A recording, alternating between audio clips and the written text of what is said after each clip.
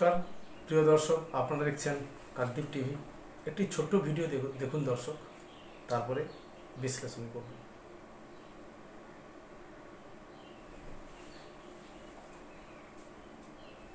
দর্শক, এটা ICC champions ট্রফিতে পাকিস্তানের আয়োজনে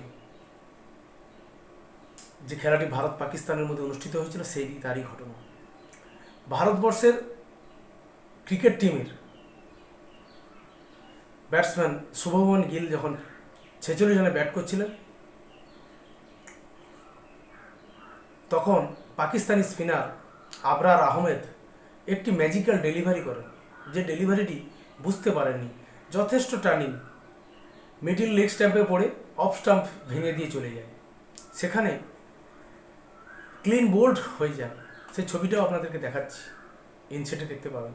কিন্তু এই ছবি থেকে আমরা তারপরে যে সেলিব্রেশনটা দেখতে পেয়েছি এই আবরার আহমেদের। ক্রিকেট একটি জেন্টেলম্যান গেম বলা হয়, ভদ্রলোকের খেলা। সেই খেলাটিতে কখনো ব্যাটসম্যান 6 মারবে, 4 মারবে, কখনো বা বোলার উইকেট নেবে, ব্যাটসম্যানকে পরাজিত করবে, এটা স্বাভাবিক। কিন্তু যে প্রক্রিয়ায় সেলিব্রেশনটা দেখালো আবরার আহমেদ, এটা ক্রিকেটীয় স্পিরিটের মধ্যে পড়ে না। যেভাবে তিনি মাঠের বাইরে যাওয়ার জন্য বারবার এইভাবে ইঙ্গিত করছিলেন যে যাও এবার মাঠের বাইরে চলে যাও, ঠিক তার 2 ঘন্টা ম্যাচের রেজাল্ট হলো 6 উইকেটে পাকিস্তান পরাজিত ভারতের কাছে। আপনি একটি ব্যাটসম্যানকে আউট করে তাকে বাইরে যাওয়ার দিক নির্দেশনা দিচ্ছেন, তারপরেই আপনার পরাজয় হলো দেশের পরাজয়। এটাকে কিভাবে নেবেন? পাকিস্তানের কিংবদন্তি অলরাউন্ডার, সুইংয়ের সুলতান বলা হয় ওয়াসিম আকরামকে, তিনি যে কথা বলেছেন যে বলটি দুর্দান্ত ডেলিভারি ছিল এবং বলটিতে যে কোনো পৃথিবীর বড় বড় ব্যাটসম্যানরা আউট হতে পারে, দুর্দান্ত ডেলিভারি। সেখানে একজন ব্যাটসম্যানের আউট হওয়া স্বাভাবিক, কিন্তু যে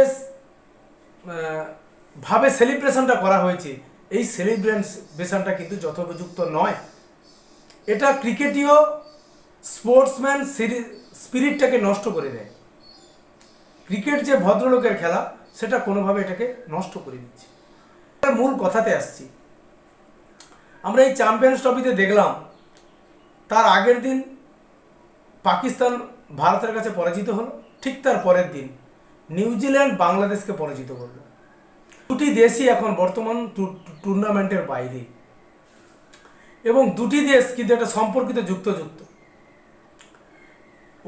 1947 সালে যে দেশটির নাম বর্তমানে বাংলাদেশ, এটা পাকিস্তানের একটি অংশ, পূর্ব পাকিস্তান হিসেবে চিহ্নিত করে তার অভিযান শুরু করেছিল। কিন্তু 1971 মুক্তিযুদ্ধের পরে এই দেশটি স্বাধীনতা পায়, এবং এই উপমহাদেশে পাকিস্তানের সঙ্গে ভারতবর্ষের যে সম্পর্ক, সেটা সর্বজন বিদিত একটি বন্ধুত্বপূর্ণ নয়, শত্রুতার সম্পর্ক বিবদমানভাবে চলেছে। এখানে 9তম সংযোজন হয়েছে বাংলাদেশে, যে বাংলাদেশ তৎকালীন ভারতবর্ষের প্রধানমন্ত্রী ইন্দিরা গান্ধী এত শহীদের, ভারতীয় জওয়ানের মৃত্যুর পরে বিনিময়ে এবং 100 লক্ষ মুক্তিযোদ্ধা মৃত্যুর পরে, শহীদের পরে যে বাংলাদেশ স্বাধীন হলো 1971, সেই বাংলাদেশ আজকের আমাদেরকে শত্রু বলে মনে করছে। তারা সেলিব্রেশন করছে, ভারত জিতেছে, তাদের যেন এটা কোথাও গাত্র দাহ হচ্ছে। প্রতিনিয়ত ভারত সম্পর্কে কটু মন্তব্য করা, ভারতকে শত্রু হিসেবে প্রতিপন্ন করা, এটা তাদের যেন একটা অভ্যাসে পরিণত করে ফেলেছে। ক্রিকেট খেলাটা খেলাতে জয় পরাজয় থাকতেই পারে, কিন্তু ক্রিকেটীয় স্পিরিটের সঙ্গে দেশবাসীর আবেগ থাকতেই পারে। কিন্তু ভারত পাকিস্তানের খেলায় বাংলাদেশের মানুষের আবেগ তাড়িত হওয়ার কারণ কি রয়েছে? কি কারণ থাকতে পারে? এই চলমান যে ঘটনাগুলি ঘটছে বাংলাদেশের ঘটনায়, তার সম্পৃক্তে ভারতকে বারবার দোষারোপ করে যাওয়া হচ্ছে। কখনো বলছে ভারতের সঙ্গে সুসম্পর্ক চাই, আবার কখনো ভারতকে গালমন্দ করা হচ্ছে, ভারতকে এত কিছুর জন্য দায়ী করা হচ্ছে। তবে যে 1971-এ স্বাধীনতা পেয়েছিল বাংলাদেশ, সেটা কি মিথ্যে ছিল? তার কোনো মূল্য কি বর্তমান প্রজন্মের কাছে নেই?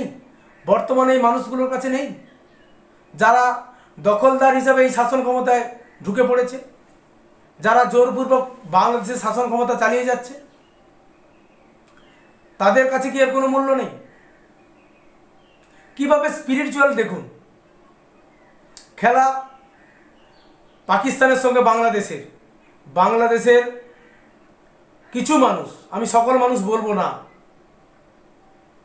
কিছু অবচেতন মানুষ যাদের চেতনাহীনতা দেখা গেছে, তারা উল্লাস প্রকাশ করছে ফেসবুক, ইউটিউব, ইনস্টাগ্রাম, বিভিন্ন যে সোশ্যাল মিডিয়া প্ল্যাটফর্ম রয়েছে, সেখানে তারা ভারত সম্পর্কে বিরূপ মন্তব্য করছে, ভারতের হার তারা দেখতে চায়। এখানে এর বৈপরীত্য, খেলা আর দেশীয় স্বার্থ দুটো তারা এক করে দেখছে। এই দেখাটা কোনোদিনই ঠিক নয়, এখান থেকে বেরিয়ে আসতে হবে। খেলায় হার জিত পরাজয় হতে পারে, একটি দেশের সঙ্গে দেশের সম্পর্ক খারাপ হতে পারে, কিন্তু ক্রিকেটীয় স্পিরিট, কোনো খেলার স্পিরিটের সঙ্গে দেশবাসীর আবেগ বা দেশের সঙ্গে কেমন সম্পর্ক আবর্তন হচ্ছে তার অনুসারে চাই ওই দেশ পরাজিত হোক, হেরে যাক, বা ভারতের পরাজয়ে উল্লাস, এগুলো যে আমরা দেখতে কিন্তু খুব বেশি অভ্যস্ত নই। এটা কোথাও না কোথাও আমাদেরকে হতাশ করে। এই ক্রিকেটের স্পিরিটটা কিন্তু এর সঙ্গে সামঞ্জস্যপূর্ণ নয়। এভাবে ভারতকে ছোট করা থেকে বিরত থাকুক বাংলাদেশের এই স্বার্থনাশী মানুষজন, যারা স্বার্থের জন্য ক্রমান্বয়ে ভারতকে গালমন্দ করে যাচ্ছে, ভারত সম্পর্কে কটু মন্তব্য করে যাচ্ছে, ভারতকে শত্রু হিসাবে প্রতিপন্ন করছে, তারা বিরত থাকুক। ভারতের অবদানকে মনে রাখুক, বঙ্গবন্ধুকে মনে রাখুক, বাংলাদেশের চারিদিকে যে দেশটি রয়েছে তার অবদান মনে রাখুক, তার অনুসারে নিজেদেরকে চিন্তা করুক। শুধু একটি খেলার সঙ্গে নিজেদের ভাবনাকে যুক্ত করে কলুষিত করবেন না। এটা খেলার স্পিরিটে নষ্ট করে আর দেশের সম্পর্ককে নষ্ট করে। কারণ বাংলাদেশের সঙ্গে ভারতের খেলা হচ্ছে, আপনারা অবশ্যই বাংলাদেশ সাপোর্ট করবেন, আপনারা বাংলাদেশের নাগরিক, যে আপনাদের দেশ জিতুক, আমরাও চাইবো ভারত জিতুক, কিন্তু খেলাটা ক্রিকেটীয় স্পিরিটের মধ্যে থাকুক। হার জিত হতেই পারে, কিন্তু সেটাকে অন্য অ্যাঙ্গেলে বর্তমান পরিবেশ পরিপ্রেক্ষিতে ব্যাখ্যা করা, এটা কিন্তু কোথাও না কোথাও মূর্খামির মধ্যে পড়ে। এই ক্রিকেটের স্পিরিটটাকে বাঁচিয়ে রেখে খেলাটা খেলার জায়গায় থাকুক, সম্পর্কটা সম্পর্ক জায়গায় থাকুক, ব্যবসাটা ব্যবসার জায়গায় থাকুক, শান্তিটা শান্তির জায়গায় থাকুক। এই ভাবনাটাকে বদল করুন। এই বলে আজকের প্রতিবেদন এখানে শেষ করছি। জয় হিন্দ, বন্দে মাতরম।